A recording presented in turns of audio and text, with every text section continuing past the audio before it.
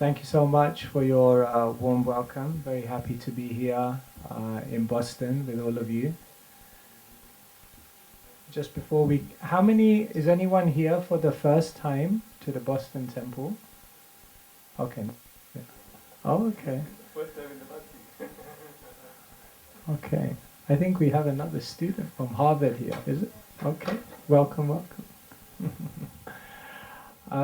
So yeah, just before coming to the temple, we just went to Commonwealth Pier, where Srila Prabhupada arrived 60 years ago. Srila Prabhupada was incredible because he was always ready to make a journey into the unknown. When Srila Prabhupada received the instruction to consciousness over the world, at one point in his life he made the journey in the unknown and he renounced everything and became a sannyasi, not knowing what would happen.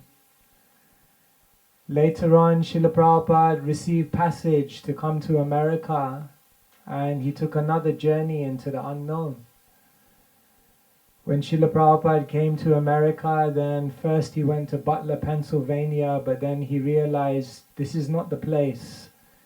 And so Srila Prabhupada went to New York. He went into the unknown.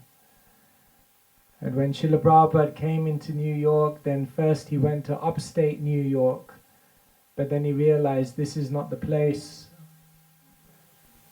So then Srila Prabhupada came to the Lower East Side of New York, a journey into the unknown.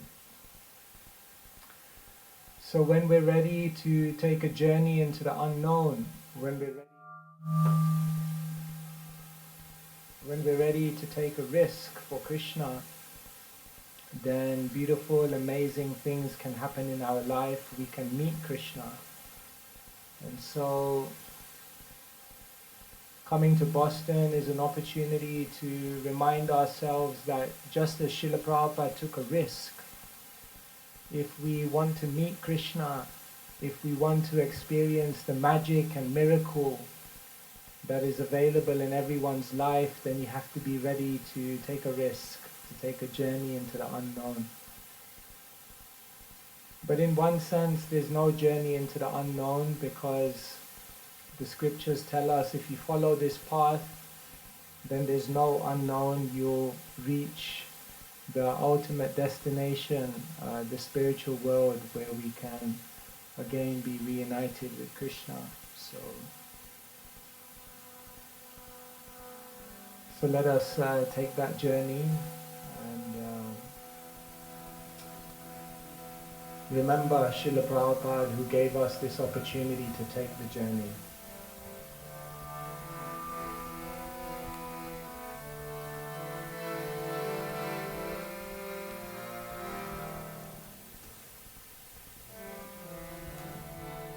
Radha Madhava Kunja Bihari Radha Madhava Kunja Bihari Radha Madhava Kunja Bihari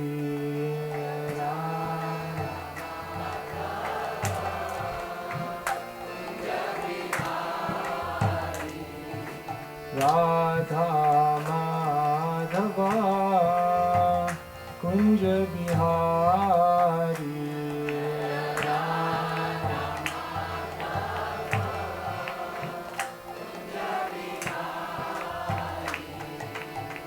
Gopi Jana Vallabha Girivardhari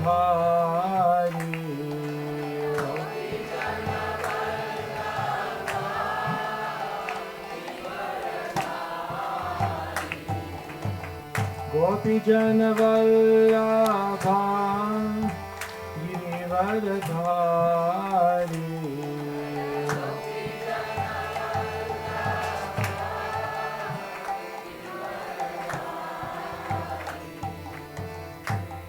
Yashodanandana Braja Janaranjana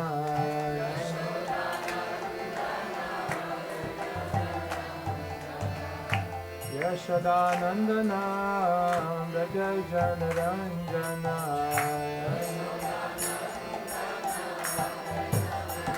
Yamuna Tira Vanachari Yamuna Tira Yamuna Tira Vanachari Yamuna Tira Vanachari Jaya Radha Madhava Kunja Bihari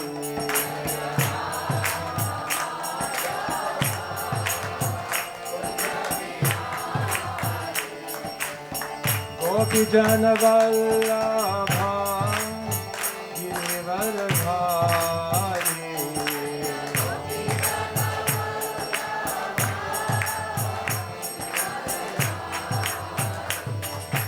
Gopi Jana Vallabha Girivaradhari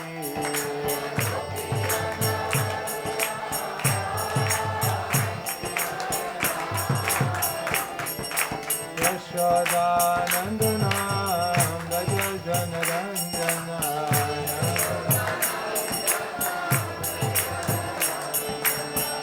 Yashodanandana Braja Janaranjana Yamuna Tira Vanachari Yamuna Tira Yamuna Tira Vanachari Yamuna Jaya Radha Madhava Kunja Bihari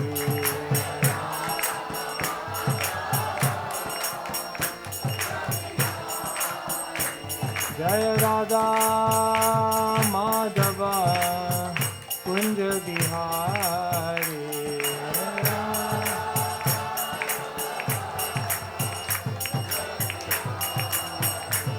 Hare Krishna Hare Krishna Krishna Krishna Hare Hare Hare Rama Hare Rama Rama Rama Hare Hare Hare Krishna Krishna Krishna Hare Hare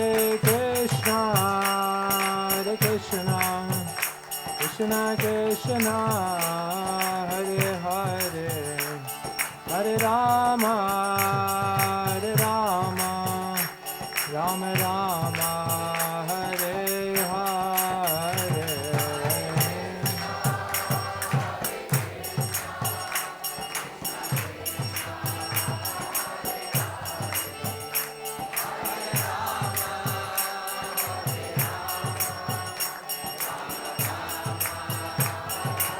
Hare Krishna Krishna Krishna Hare Hare Hare Ram Ram Rama Hare Hare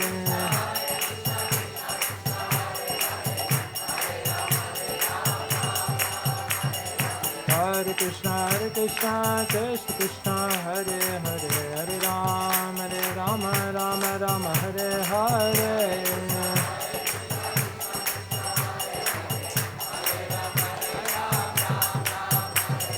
Hare Krishna Krishna Krishna Hare Hare Hare Ram Rama Hare Hare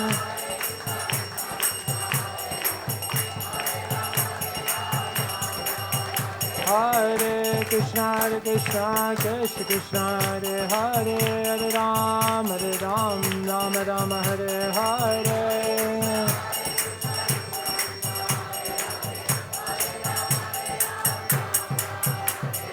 Hare Krishna Krishna Krishna Krishna Hare Hare Hare Ram Ram Ram Hare Hare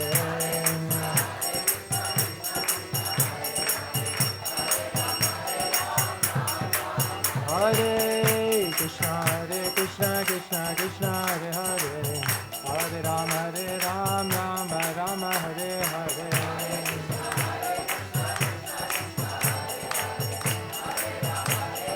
Nitai Gaur Hari Bol Hari Bol Hari Bol Nitai Gaur Hari Bol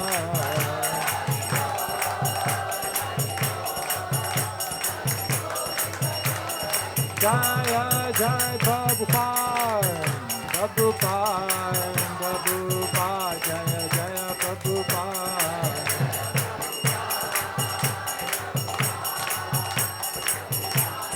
Jai Jai Prabhupada Prabhupada Prabhupada Jaya Prabhupada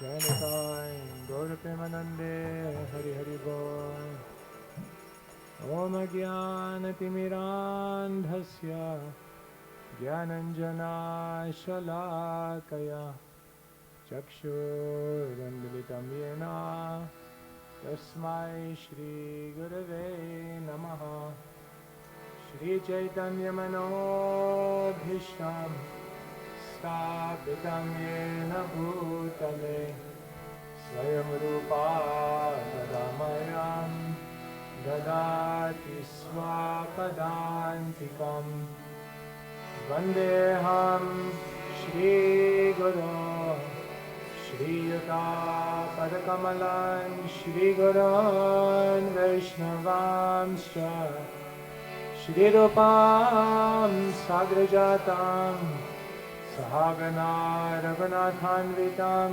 Tam Sajivam Sadvaitam Savadutam Parijana Sahitam Krishna Chaitanya Devam Shri Radha Krishna Padan Sahagana Lalita Shri Vishakhan Vitamsha He Krishna Karuna Sindhu Dina Bandhu Jagat Pate Gopesha Gopika Kanta Radha Kanta Namostute Tapta Kanchana Gaurangi Radhe Vrindavaneshwari Vrishabhanu Sudevi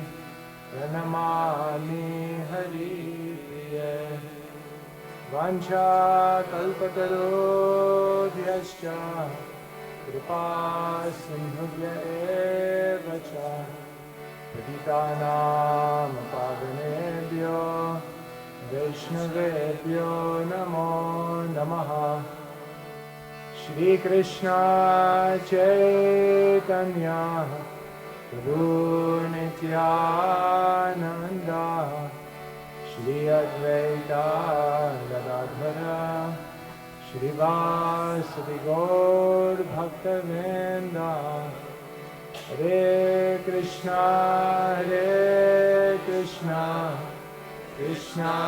Krishna Hare Hare Hare Rama Rama Rama Hare Hare Shri Harinam Sankirtan ki Jai Srila Prabhupada ki Jai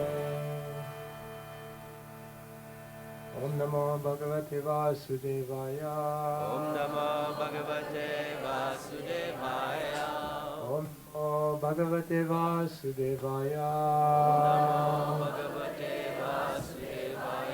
Om Namo Bhagavate Vasudevaya Om Namo Bhagavate Vasudevaya. Hare Krishna everyone. So today we'll read as we usually do on a Sunday from the Bhagavad Gita. Bhagavad Gita is a very, very beautiful book. One commentator says that if all the Vedic scriptures are like a forest, then all the Upanishads are like the flowers in that forest. And if all the Upanishads are like the flowers in the forest, then the Bhagavad Gita is like a garland of the most beautiful flowers arranged in the most beautiful way. And therefore it's mentioned, Sarvopanishado Gavo Dogda Gopalanandana. That if you compare all the Upanishads to a cow, Dogda, someone is milking that cow. Who is that? Gopala, Krishna is milking the cow. And then Partha Vatsa, there's a Vatsa. Vatsa means a calf. And who is that calf? Partha, Arjun. And what is he doing? Dugdam, he is drinking the milk that Krishna is milking. And what is that milk? Gitamrita, the Amrita, the nectar of the Bhagavad Gita. So the Gita is considered to be like the milk of the cow of all the Upanishads. So it's the essence of everything. Sometimes the Gita is also compared in different ways. For example, Bhaktisiddhanta Saraswati Thakur says the Ganga is very powerful, isn't it? Nimna Ganam Yatha Ganga. There are so many rivers, but Ganga is considered foremost. So it's explained many yugas ago, the Ganga descended in the form of the river, Ganga. And therefore it's said that anyone who bathes in the Ganga, they go with the flow of the Ganga all the way back to Krishna's lotus feet. But Bhaktisiddhanta Saraswati Thakur says that same Ganga came in Dwapar Yuga from the mouth of Krishna in the form of the Bhagavad Gita. And therefore, whoever bathes their mind in the words of the Gita, they flow back to Krishna's smiling face. And then Bhaktisiddhanta Saraswati Thakur says the Ganga came down a third time in Kali Yuga. And this time the Ganga came in the form of the tears which come from the eyes of Sri Chaitanya Mahaprabhu when he dances in Sankirtan. And therefore when the Kirtan is going on, the Kirtan of Sri Chaitanya Mahaprabhu, that person who is able to drown in the tears of love while chanting the name of Krishna, then they will also flow all the way back to Krishna.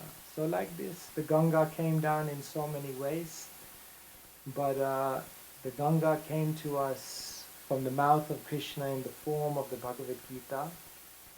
Therefore it's recommended, Maline Moshanam Pumsham Jalashnanam Dine Dine. This is very simple. Jala means water. Shnana means bath. Dine Dine means every day. So just as every single day you take a bath with water in order to cleanse the body, similarly, Gitam Ritam Mahat, one should also bathe their mind in the words of the Gita. So today let us read from the Gita. Somehow opened the book and it came to this verse, so let's read this verse. First, let me ask you a question. There's three options. Are you a pessimist, an optimist, or a realist? Put your hands up if you're a pessimist. Okay, for some honest people in the crowd. Thank you so much. Put your hands up if you're an optimist. Okay. Put your hands up if you're a realist.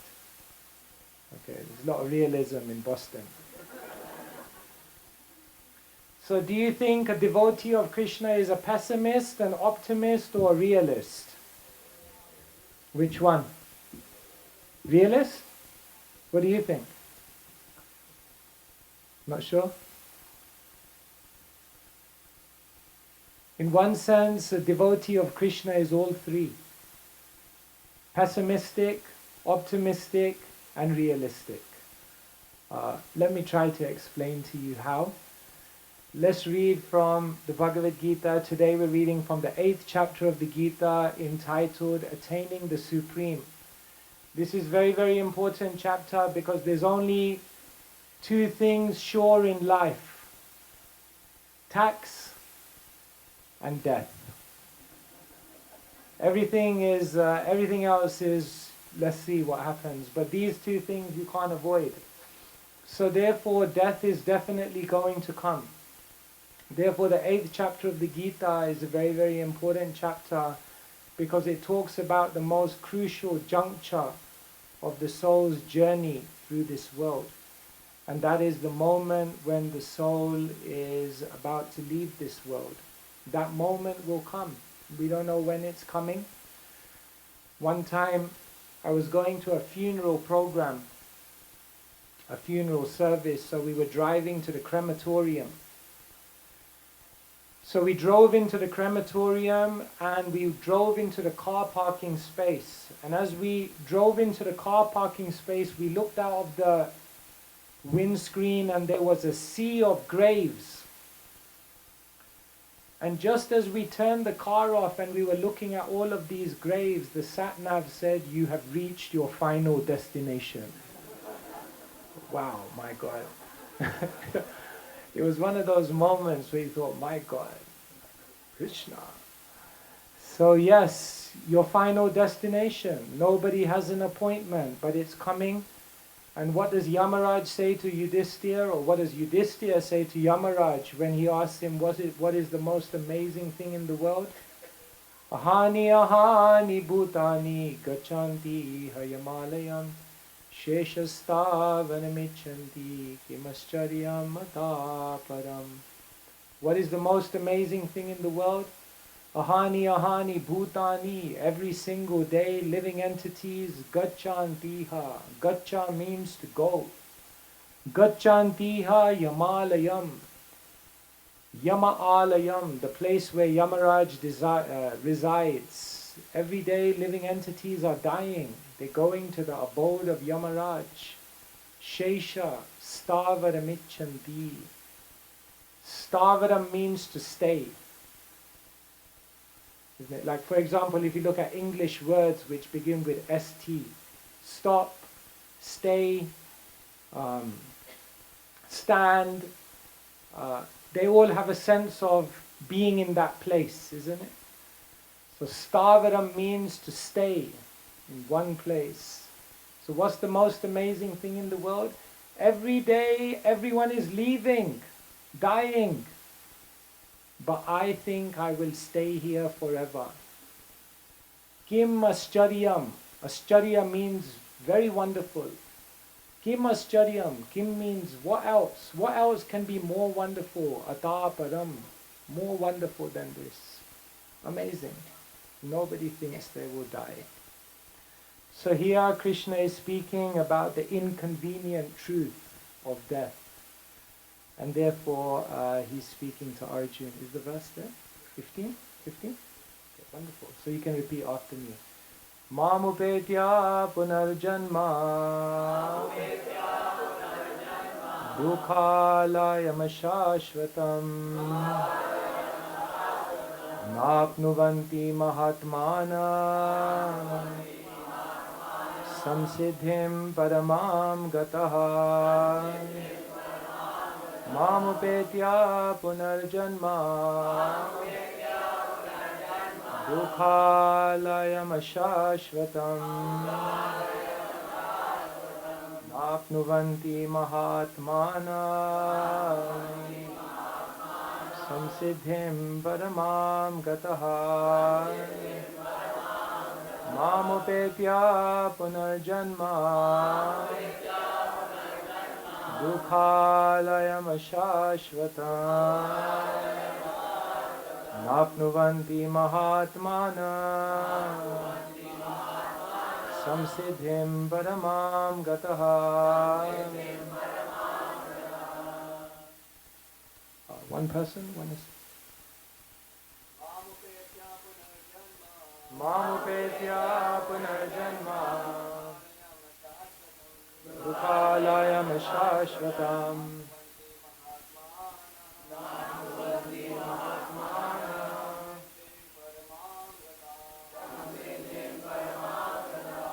So just in the interest of time, I'll just do the translation and purport. By His Divine Grace, Shilesi Bhaktivedanta Swami Srila Prabhupada Ki. Translation: After attaining me, the great souls who are yogis in devotion never return to this temporary world, which is full of miseries, because they have attained the highest perfection. Purport: Since this temporary material world is full of the miseries of birth, old age, disease and death, naturally he who achieves the highest perfection and attains the supreme planet, Krishna Loka, Goloka Vrindavan, does not wish to return. The supreme planet is described in Vedic literature as Avyakta and Akshara and Parama Gati. In other words, that planet is beyond our material vision, and it is inexplicable, but it is the highest goal, the destination for the Mahatmas, great souls. The Mahatmas receive transcendental messages from the realized devotees, and thus gradually develop devotional service in Krishna consciousness, and become so absorbed in transcendental service that they no longer desire elevation to any of the material planets, nor do they even want to be transferred to any spiritual planet. They only want Krishna and Krishna's association and nothing else. That is the highest perfection of life. This verse specifically mentions the personalist devotees of the Supreme Lord Krishna. These devotees in Krishna consciousness achieve the highest perfection of life. In other words, they are supreme souls. Srila Prabhupada Ki. When we were children, maybe we read fairy tales. And how does every single fairy tale end? They lived happily ever after. Now don't underestimate it, this is a deep theological assertion. Because according to Vedic literature, the soul has three qualities: Sat, Chit, Ananda. Sat means it's eternal, Chit means it's fully cognizant, aware, it has volition, and Ananda means happy. So when the fairy tales say they lived happily ever after, lived means Chit, because conscious, aware. Happily means Ananda, and ever after means Sat, eternal. And therefore when the fairy tales say they lived happily ever after, what the fairy tales are pointing to is the deepest aspiration of every single living being. But nobody lives happily ever after in the material world, because everything here is asat, everything here is achit, and everything here is nirananda. And therefore this world is the complete opposite of what we desire to experience. The Christian writer C.S. Lewis therefore says, "If I find in myself a desire which no experience of this world can fulfill, I must conclude I was made for another world." Which is a beautiful point. It's so innate within us to want eternity, to want happiness, to want full awareness, but it's frustrated in this world. Always frustrated.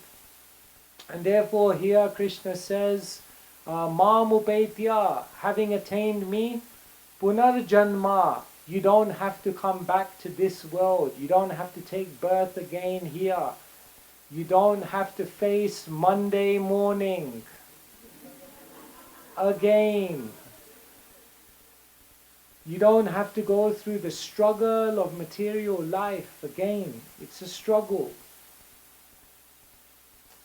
Krishna says, because this world is dukhalayam ashashvatam, is full of misery, and everything here is temporary. Have you noticed how the only constant in the world is that everything changes?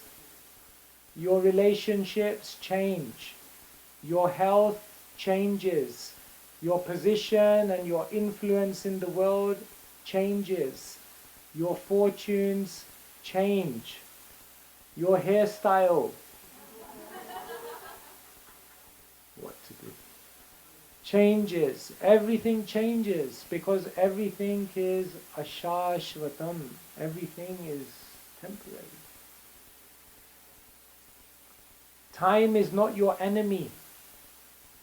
Sometimes people think time is my enemy, it's taking everything away from me. Time doesn't take away everything from you. Time takes away everything that's not you. Understand this point. That the reason why time is so destructive and the reason why Krishna says, Kalosmi, I am time and I'll come and I'll take everything away, is not because time is your enemy. Time is not an enemy which is causing you to suffer, but time is a teacher which is helping you to go beyond suffering. Because it's revealing that I'm taking all of this away because none of this is you. You're not defined by how you look. You're not defined by your relationships. You're not defined by your position or what qualifications you attain in this world. All of this is temporary. Therefore, all of this will lose its value. You're defined by something much deeper. You're a spiritual being, an eternal servant of Krishna.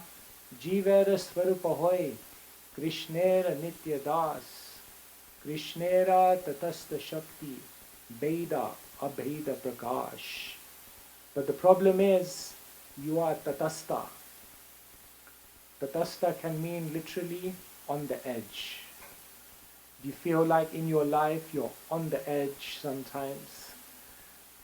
Yes, that is the position of the soul, that sometimes the soul is on the edge, sometimes in ignorance, sometimes in knowledge, sometimes absorbed in matter, and sometimes absorbed in the eternal reality. And so, at the beginning of this talk I asked you, are you a pessimist, an optimist, or a realist? But actually, in one sense, a devotee of Krishna is all three. A devotee of Krishna is a pessimist, because actually Srila Prabhupada writes in the Bhagavad Gita, a devotee should be pessimistic about material life. A devotee knows whatever you try to do here to be happy is doomed to fail. Whatever you try to do here in order to make a pleasurable situation, it will go wrong. It will break down. It will ultimately lead to frustration. In the 5th chapter of the Gita, Krishna will tell Arjuna, Yehi samsparshaja boga dukhayo naya evate adyantavan takonteya nateshu ramate Buddha. You have to become a Buddha. You have to become an intelligent person. And what happens when you become an intelligent person? Na ramate. You don't play around anymore with the things of this world. Why? Because if you start playing around with the sukha of this world, what Krishna is saying is people don't realize that sukha is the dukkha yoni. And this is very beautiful language. Yoni means a womb. So what happens in a womb? A child takes birth. So what Krishna says is that sukha or material pleasure is the dukkha yoni. In other words, whatever you try to do to experience happiness, that sukha, impregnated within it is dukkha. And therefore, the more you try to experience pleasure of the material world, the more you will find distress coming in your life. Therefore, a devotee is pessimistic. It doesn't work. If I try to find happiness in this world, number one, I won't get it. Frustration. Or number two, I get it, but it's not what I thought it would be. Frustration. Or number three, I get it, it's good, but then it fades. Frustration. Or number four, I get it, it's good, it remains, but then some other negative thing comes along with it that I didn't pay for. Frustration. In other words, whatever you do is frustration. And the ultimate frustration is death. Because death takes away everything. Krishna says, Mrityu sarva haraschaham. Eventually I will come as death and I'll take away everything. So therefore a devotee is pessimistic.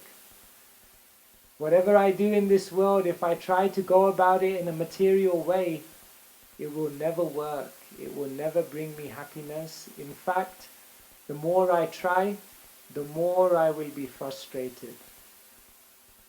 Now someone may say, this is pessimistic, negative, why so fatalistic? Why can't you guys be a bit more positive? This is not just pessimistic, this is realistic. This is not just a philosophy, this is happening out there in the world. Just look at how the world functions. The world is not a very nice place. Sometimes you may stroll around Boston on a sunny Sunday and think it ain't so bad. It's not a nice place. Did you know that if you have food in your fridge, if you have clothes on your back, and if you have a shelter over your head, you're luckier than 75% of people in this world who don't have that? Did you know that if you have a bank account with money in it, and you have a wallet which has some change in it, you are amongst the top 8% richest people in the world? 92% of people don't have a bank account and don't have money to spare. Did you know that if you can understand this lecture and if you can read the English language or any language for that matter, you are luckier than 55% of people in this world who never have the chance to even go to school? The world is not a very nice place. And therefore, a devotee and what the Bhagavad Gita is teaching us and what a devotee is understanding is actually happening all around us. And you may say, yeah, but that's all right. But I don't live on that part of the world. I live on a different part of the world.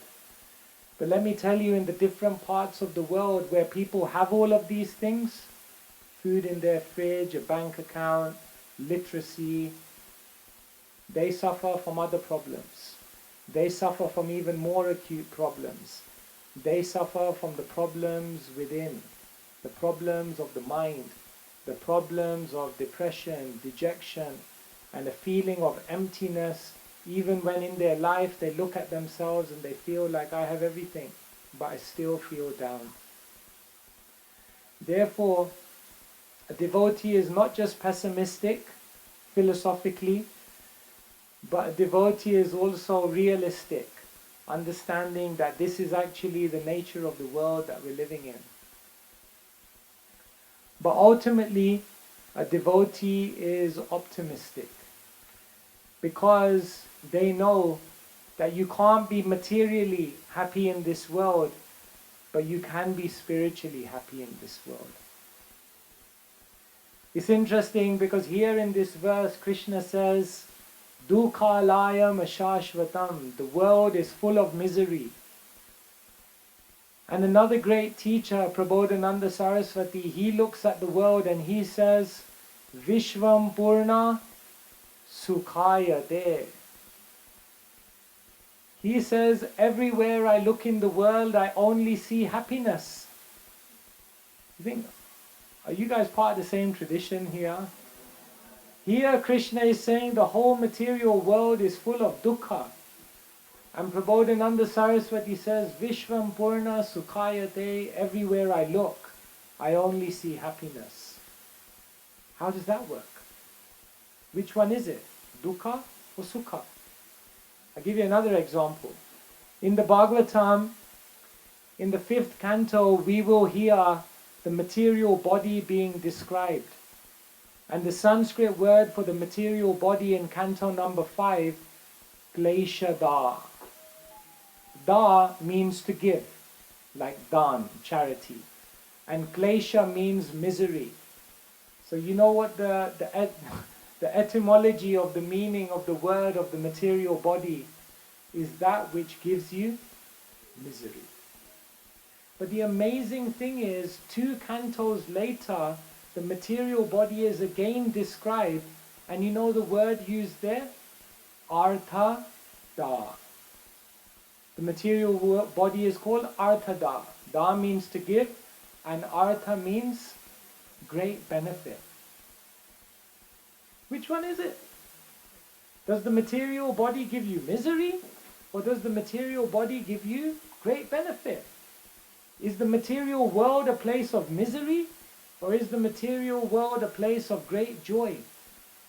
It depends on how you interact with it and how you utilize it. If you try to enjoy this world and exploit this world, if you try to enjoy the material body and exploit the material body, know for sure life will be miserable. But if you use the material body, the material world in service, if you embody a mood of spiritual selflessness in how you utilize the body and this world, then the body and the world will give you great benefit, great joy, great reward. And therefore, Krishna says, Susukham kartum avyayam. That when one is situated in knowledge of how to actually live in this world, then they walk through this world in a very joyful way.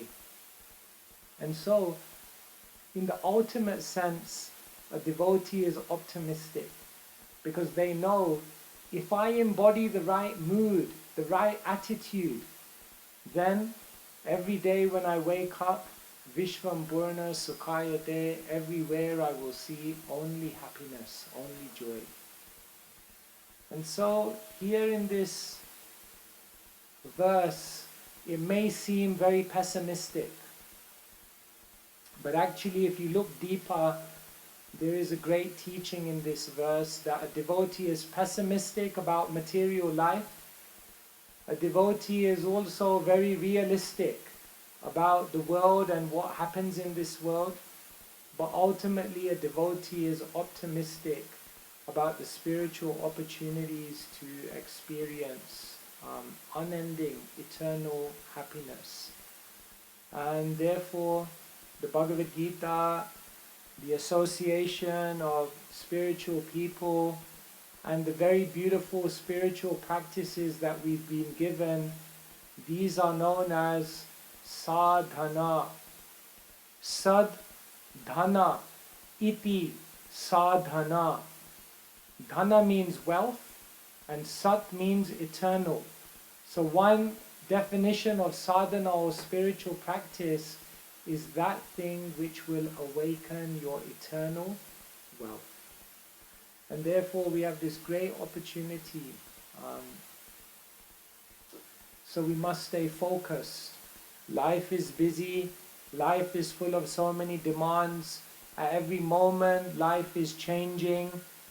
There are new things on the horizon, some things are closing. The world is constantly mutable. Bhutva bhutva praliyate, Krishna says. But it doesn't matter. whatever changes are going on in the world, when a devotee wakes up in the morning, they realize everything changes, but nothing changes. Because I know when I wake up in the morning that I have one priority, and that priority is that somehow or other in this life, Mam Upetya Punarjanma, I have to try to attain Krishna. And if I do that, Punarjanma, then I don't have to come back again and experience Dukhalayam Ashashvatam. And therefore Krishna says such a person is a Mahatma, a great soul, because they attain the supreme destination. Hare Krishna. Alright, I already see some hands. Yes, go for it.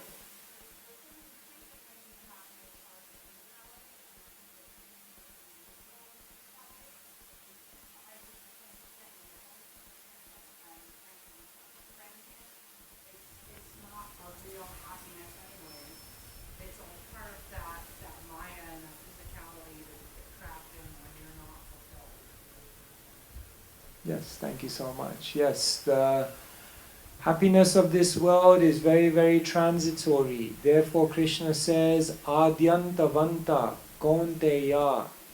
Every type of seeming pleasure or happiness in this world has a adi, a beginning, and an anta, an end.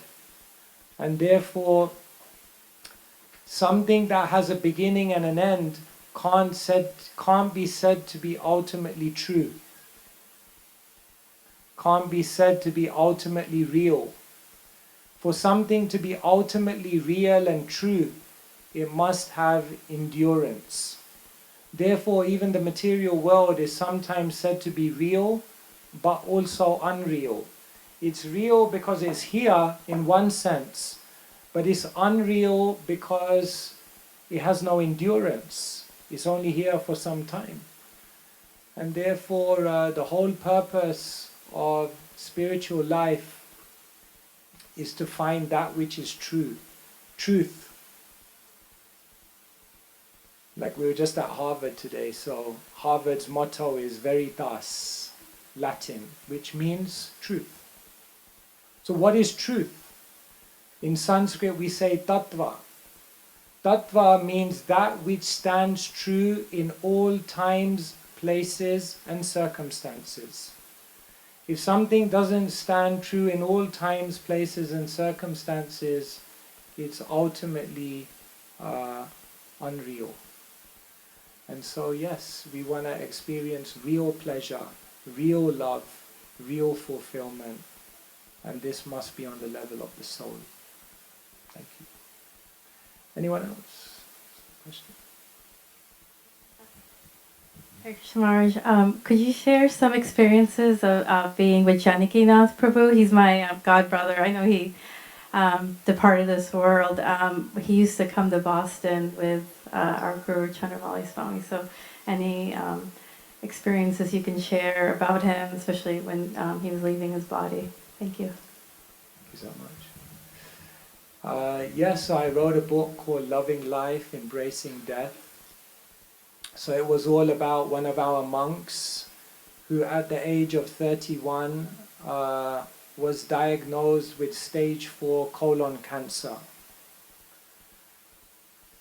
So almost overnight he found out that he had cancer, and almost immediately they told him it's terminal, and the OT, the occupational therapist, told him you probably have a few years left to live. So I was with him when the doctor told him that.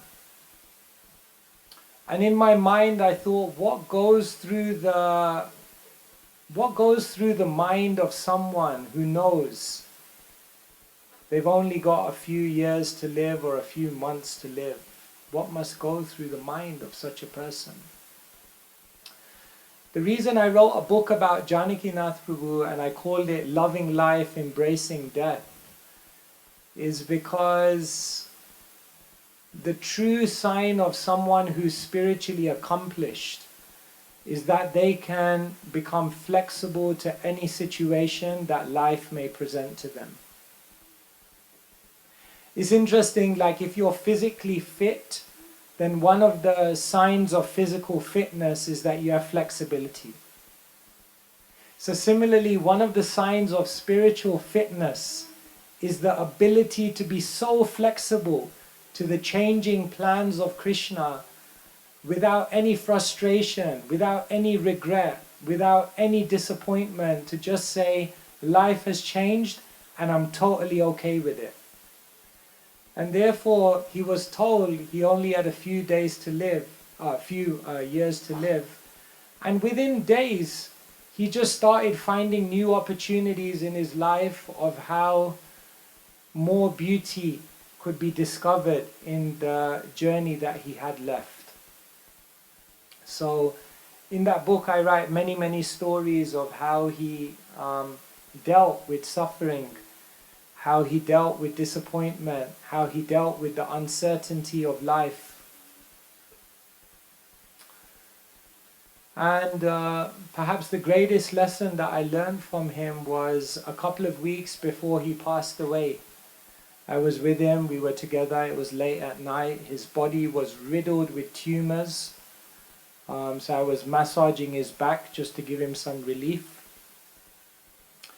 And he said to me that the last 5 years of my life have been the best 5 years of my life. He said, because in the last 5 years, I made my greatest contributions to the world. I developed my deepest relationships. I had the most profound spiritual realizations. And I experienced the greatest connection with Krishna. And he said, getting cancer was the greatest gift I could have received in my life. That's pretty amazing. So a devotee loves life. Every day when we wake up, we're hungry, we're eager. We have so many amazing things to experience in this journey. But when the notice comes of death, then the devotee simultaneously loves life. But when the notice of death comes, they also embrace death. This is another adventure. This is another opportunity. This is another call from Krishna to enter into a deeper relationship with him. So, yes, this is the test. It's not a joke to remember Krishna at the end of your life. It takes deep spiritual realization. It takes deep faith.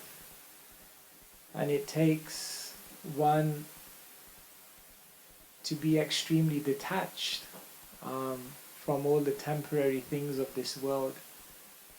And so before that call comes, we have to start preparing ourselves.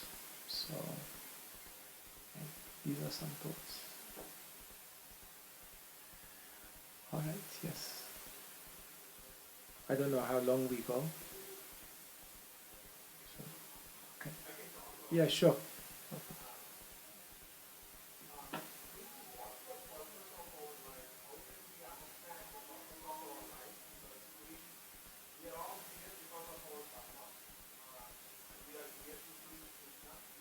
At the same time, from the Krishna consciousness, how can we even understand that, for our soul, what's the purpose of why we are here? Thank you so much. One time Srila Prabhupada was in a press conference and someone said, Swamiji, what is the purpose of life? And Prabhupada looked back at the reporter and said, to enjoy. And then Prabhupada looked at the reporter and said, but you don't know how, so we've come to show you. So one may think a holy man saying that the purpose of life is to enjoy. No, Anandamoya bhyashat. The soul is made for happiness. The soul is made for spiritual joy. So what is the purpose of life? What is the purpose of this world? What is the purpose of karma? What is the purpose of every obstacle and everything we experience in life? Is to help us understand where we can find real love and real happiness. The basic problem of the conditioned soul is that we're looking for the right thing in the wrong place. We're looking for the right thing, happiness, but we're all looking in the wrong place. We're looking in places where we're going to get frustrated. One person said to me, I only need 3 things to be happy: time, money, and health. I said, when you're young, you have loads of time, you have good health, but you ain't got no money. I said, when you grow up, in your middle age, you have loads of money, you still have good health, but you ain't got no time, my friend. And when you grow up, even older, then you got loads of time, then you got loads of money, but you ain't got no good health. I told him, don't try. Don't even try. And I said, even if you get time, money, and health, even then you'll be frustrated. So it's the biggest lie in the world. The biggest lie in the world is that material achievements, material arrangements, material acquisitions will make you happy. It's the biggest lie in the world because it's the lie which is accepted across the globe.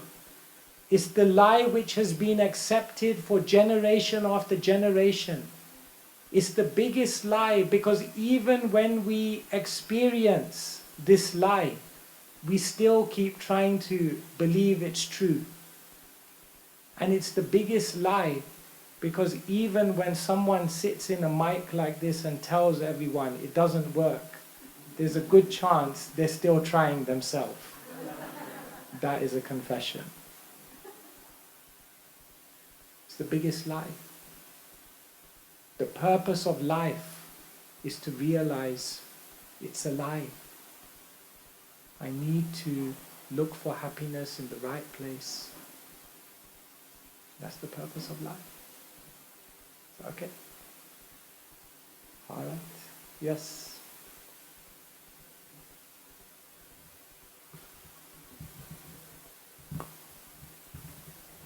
Hare Krishna Maharaj, thank you so much for such an inspiring class. My question is that on one side we are thinking about selfless service to Krishna, thinking there is nothing in it in this world for me. On the other hand, I just heard you saying that this world can never bring us happiness. But there's this gray area in between where we think that we are acquiring something for service of Krishna. We may start with that inspiration, but down the line, something that we acquire or get in return of service becomes ours, or we feel that we can enjoy something out of in the process of even serving Krishna. Would you like to elaborate, the gray area in between? So there are some people who are trying to enjoy materially, miserable. And there are some people who are pure devotees of Krishna, joyful. Actually, the Mahabharata says there are only 2 happy people in the world. The completely ignorant and the completely self-realized. In fact, the completely ignorant aren't happy, but in the world they say ignorance is bliss. So the Mahabharata says that there's only 2 happy people. The completely ignorant and the completely self-realized. Everyone else is miserable to different degrees. And therefore, even what we call the Mishra Bhaktas, the mixed devotees, they also experience some misery. You may have noticed even in the Hare Krishna temple, everyone is not completely blissful all the time. Like one time, one person, new person, he came to the japa time with a new person. So I thought, better speak to him, tell him what's going on. So I said, this every morning we meditate, and our philosophy is very simple: chant and be happy. Then he started looking around at all the devotees chanting. I mean, you know better than me what that looks like. Right? Like one person was ready for the sleeping bag, another person was like intensely, Hare Krishna. So he looked around at everyone and goes, these people don't look so happy here. So it's a little bit of a struggle. So the Bhagavatam explains, Savepum sham paro dharmo yato bhakti ratok sajay ahaituki apratihata yayatma suprasidati. If you want to experience atma suprasidati, satisfaction of the soul, then your bhakti has to embody two qualities. Ahaituki, it has to be completely unmotivated. Apratihata, and it must be completely uninterrupted. Therefore, if someone's devotional service becomes motivated or interrupted, to that extent, spiritual happiness will be withheld from them. So it's not that they don't experience no joy, but they don't experience Atma Suprasidati, complete fulfillment. So therefore, yes, we have to keep trying to purify our devotion day by day. Alright? Thank you, ma'am. Thank you so much. Alright, I think, are we done? Okay. Okay, sure.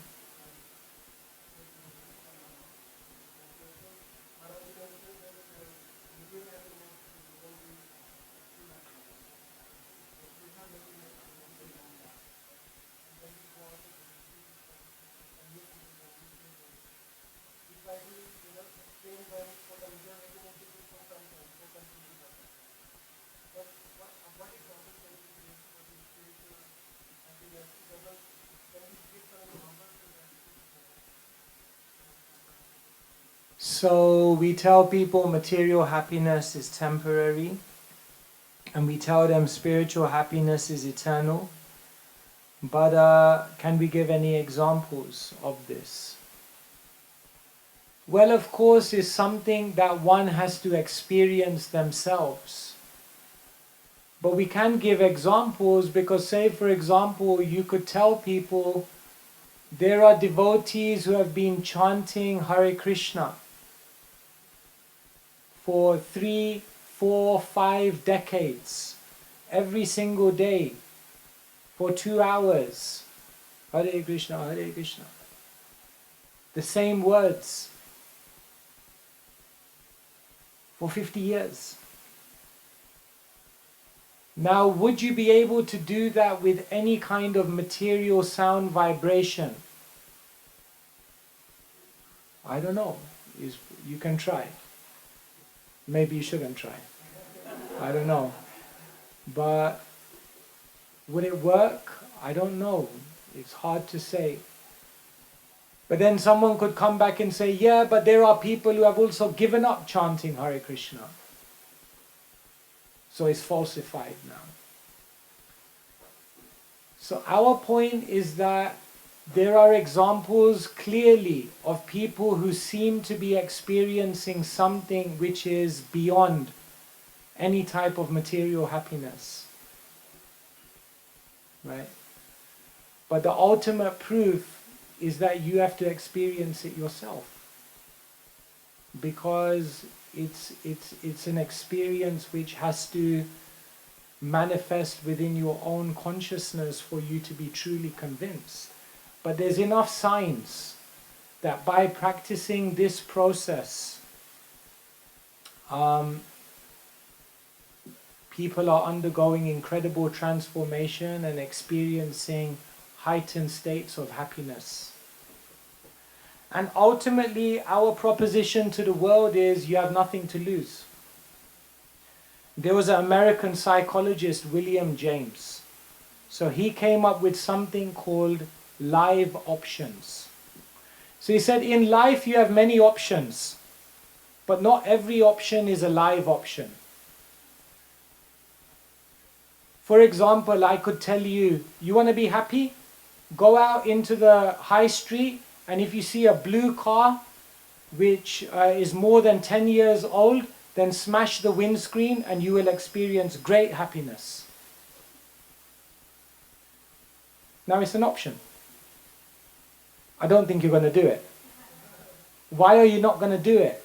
Because William James says for something to be a live option, it has to be practical, it has to be logical, and it has to be probable. He says for something to be a live option, it has to be practical. You should be able to do it without any immediate bad ramification. It should be logical. It should make logical sense, like how does doing this get this? And he says it should be probable.